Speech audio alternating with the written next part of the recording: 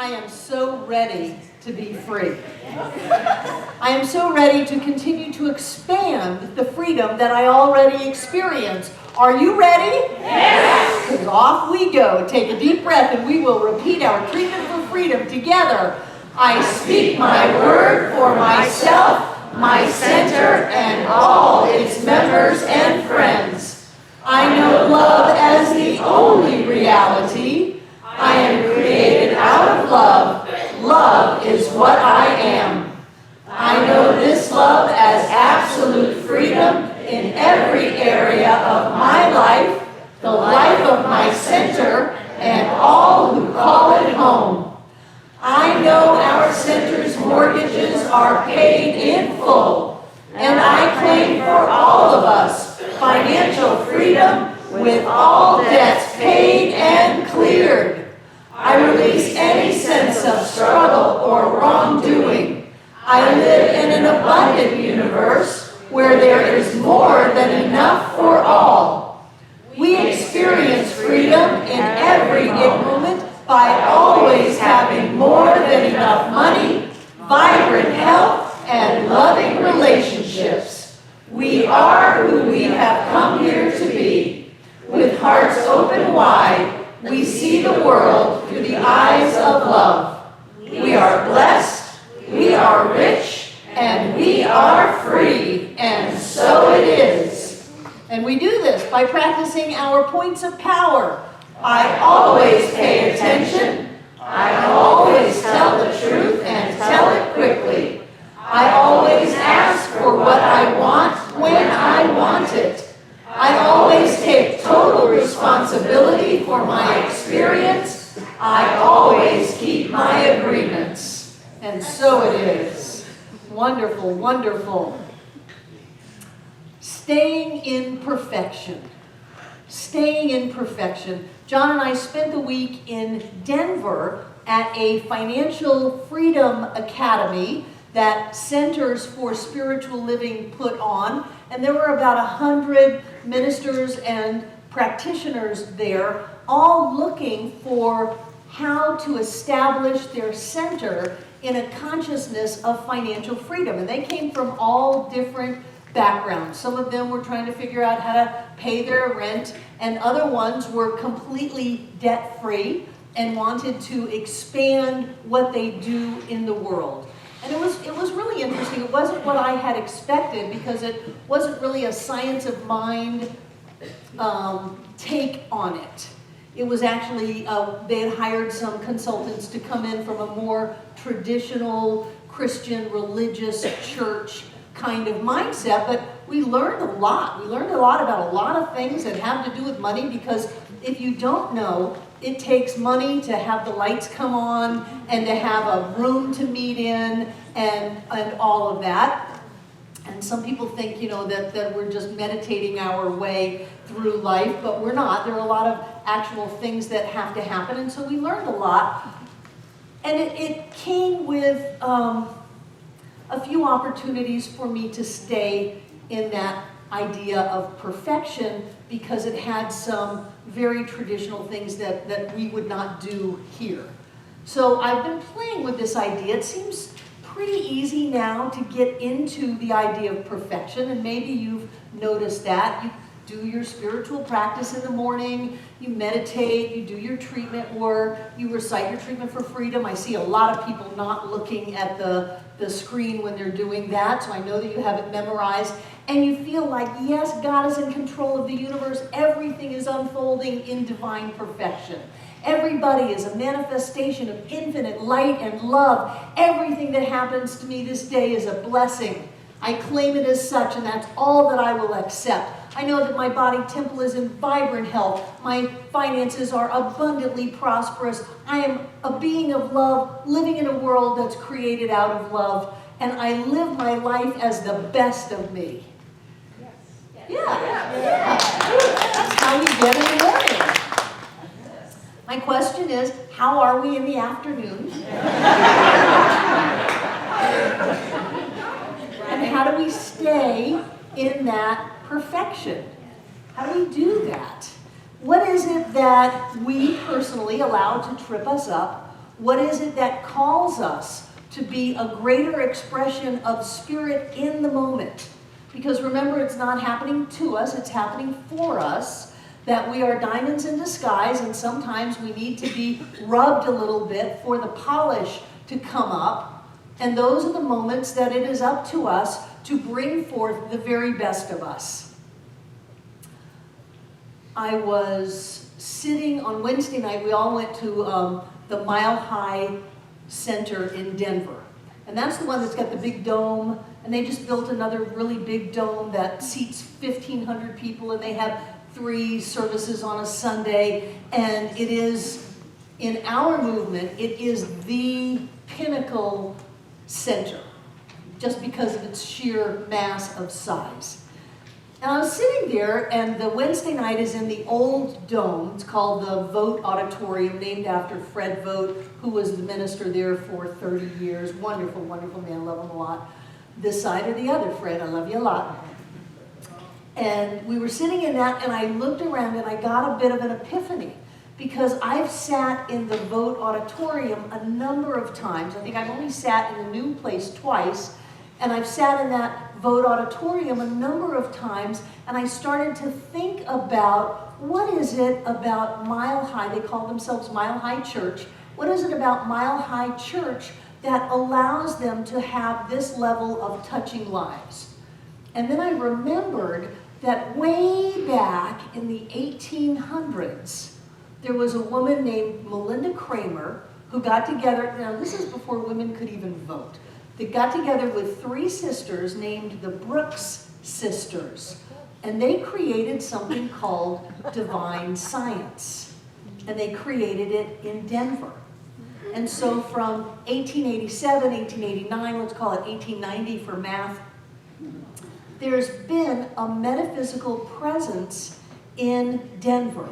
And I know Denver is really big city, lots of things going on, but there is a consciousness in the city of Denver of metaphysics, of positive thinking, of empowerment, of inspiration that comes from people gathering week after week, month after month, year after year, decade after decade, and affirming that spirit is all that there is a power and a presence within each one of us that is God itself, and that we are living our lives based on our thoughts and our actions and our choices. And whatever we choose, this will lift us up and carry us through to the achievement of our focus. It also moves into this idea that says we are all connected, that there is light, there is love within each one of us, that we live in a universe that supports us and nurtures us, that it's not about a God out on a cloud wreaking vengeance, but there is a power and a presence of love and light within us all. And so they've had 125 years, is that right? 125 years of that in Denver, and it shows. And because I'm a minister, and I've been a minister for, gosh, what's it going on? It's too close to 40 years to say.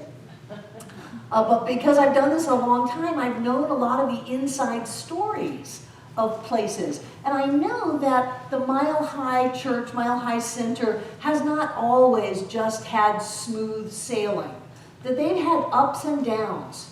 That they've had times when, after Fred Vogt retired, that it didn't just go to Roger Teal, who's the minister there now. They had an interim minister, and during that time they had a lot of problems, which is why the interim minister didn't stay.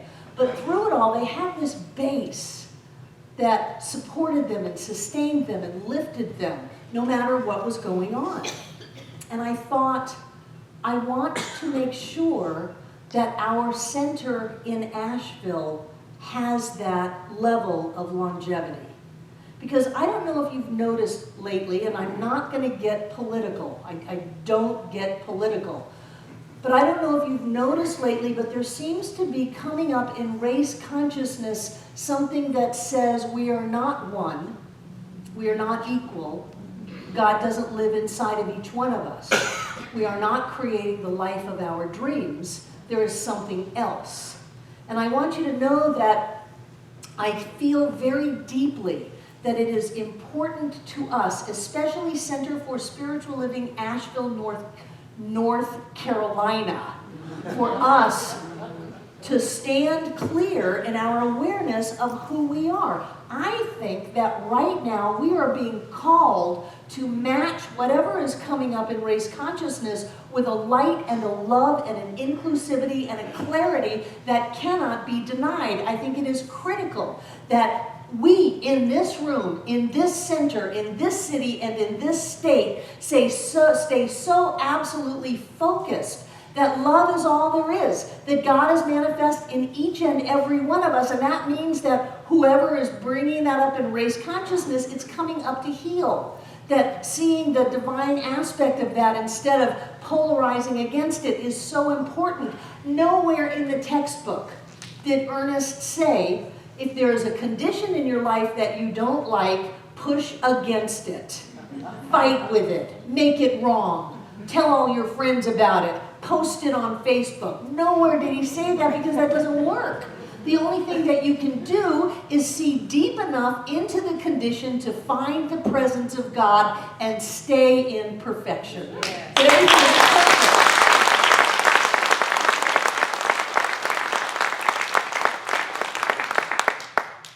John and I started this center in our living room 22 years ago. It is my greatest desire that 122 years hence, there will still be people gathering, whether it's here or whether it's at the BB&T building that we took the whole thing over, or whatever, a 100-acre retreat center, wherever it is, that there are people gathering to say, you are a being of light, you are a being of love, you are perfect, whole, and complete. Nothing's wrong with you. You aren't missing anything. There is a divine presence within you that will guide your path, answer your questions, find solutions to your problems, that if you can open up to that light and that love that is who you are, you can find that you live in a new world, that truly we bring heaven to earth. It is my greatest desire that 122 years from now, this Center for Spiritual Living Asheville is alive and well and changing lives. You are here because your life changed. This teaching, this center, me, John, a practitioner, a friend, whoever, you are here because your life changed. That's what this center does. It lifts people up. It reminds them of who they are and what they're here for. There's a perfection, a wholeness in the universe that doesn't go away just because things get a little rocky. That's our time to be strong. That's our time to remember who we are, to see that presence of God in the people around us. No matter what they're saying, no matter what they're doing, God is still manifest as God. The divine is still light and love. It is in every one of us. We sing that every week. And if we look for it, we'll find it. Because what we name, we claim, and what we know, we grow. So, do your spiritual practice in the morning. And then check yourself out midday. How are you doing? And if you are not still in that, God, life is great, I'm so happy to be here, everybody in the world is a manifestation of spirit. There's only light, there's only love, there's only prosperity, there's only joy, and everything is unfolding in a divine order and harmony that may be beyond my vision, but I know it's there. If you're not there, go back there. I find if you're out in the workaday world, a really good place to go is the bathroom. People tend not to bother you there. Now, if you're at home with young children, they won't hesitate to bother you in the bathroom. But if you're out in the world, you can go into the bathroom and you can remember who you are. Remember that everything that shows up in our lives is for us. That nothing is real unless we make it real. Nothing can hurt us unless we allow it to hurt us. So refuse to let it hurt you. You know, I think that sometimes people who are, as Abraham would say, beating the drum of discord, are doing that because of their own sense of inadequacy and feeling lost. And I know if I was living with some kind of an anthropomorphic deity that was just out to get me, I might feel a little lost too. And so as we bring our healing presence to the world, and maybe we stumble across something, it's our job to shine our light. And this is in Asheville. If you're in a grocery store in Asheville and something is going on that is not light and love, don't polarize against it. Bring your light. Share your love. Hold that energy and watch how things shift. Honest to God, we are in the midst of a healing. Some people would say it's a healing crisis. I don't really care. It's a healing. Things are up in the collective consciousness. And it is up to us to be the powerful, creative, spiritual beings we have come here to be. It is up to us to stand clear in that idea of light and love. That everyone is a manifestation of spirit, that we are all divine beings and all is well. And as we find ourselves having an opportunity to do that, whether it's over coffee or at work or driving down the road, whatever it is, be grateful for it. Be grateful for the moment to remember who you are, to stand and shine bright, to be the amazing being that we have come here to be. Nothing happens by accident. Nothing happens by coincidence. Nobody can hurt us. Nobody can take anything away from us. Nobody can do anything to us. We are manifesting this experience. But isn't it wonderful to put ourselves right smack dab in the midst of where we can do the most good? What a good idea. And as we look around and say, oh my gosh, I'm right smack dab in the midst. What am I going to do? I'm going to live in a world created by love. Because love is what we are. In all that we think and say and do, love is what we are. Before us, behind us, around us, inside us, love is what we are. We are filled overflowing and clear in our knowing that love is what we are. That is our charge. That is our call. That is our job. And so it is.